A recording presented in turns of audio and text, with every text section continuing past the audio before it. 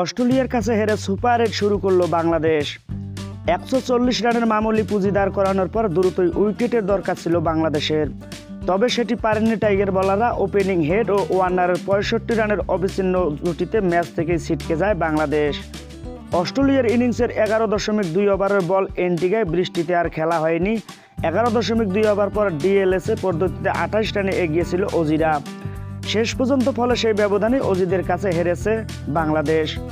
শুক্রবার 21 June sir ভিভিয়ান্স research স্টেডিয়ামে toss হেরে ব্যাটিংয়ে নেমে নাজমুল হাসান শান্ত 36 বলে 41 রান। শুক্রবার 21 জুন স্যার ভিভিয়ান্স রিসার্চ স্টেডিয়ামে টস হেরে ব্যাটিংয়ে নেমে নাজমুল হাসান শান্তর 36 বলে 41 রান এবং হৃদয়ের 28 বলে 40 রানের ইনিংস ভর করে 140 রানের পুঁজি দাঁড় করায় বাংলাদেশ। জবাবে জহর ব্যাটিংয়ে 11.2 ওভারে 2 উইকেট হারিয়ে 100 রান তোলে অজিরা। এরপর খেলা শুরু না হওয়া বৃষ্টি আইনে 28 রানে জিতেছে মিচেল মার্শের দল। তৌহিদ হৃদয়ের ক্যাচ মিসের সুবাদে উড়ান্ত সূচনা পায় অস্ট্রেলিয়া। তানজিবকে কাট করতে গিয়ে পয়েন্টে ক্যাচ তুলেছিলেন ওয়ার্নার, তবে ক্যারি করা সেই ক্যাচ লুপে নিতে পারেননি হৃদয়। এতে 5 রানে জীবন পায় এই ওপেনার। জীবন পেয়ে আগ্রাসী হয়ে ওঠেন ওয়ার্নার। ঝড়ো ব্যাটিংয়ে পাওয়ার প্লেতে কোনো উইকেট না হারিয়ে 59 রান তুলে নেন হেড এবং ওয়ার্নার জুটি। এরপর উইকেটের খোঁজে রিশাদকে আক্রমণে এনেছিলেন শান্ত, তবে বেসরিক বৃষ্টিতে বন্ধ হয়ে যায় খেলা।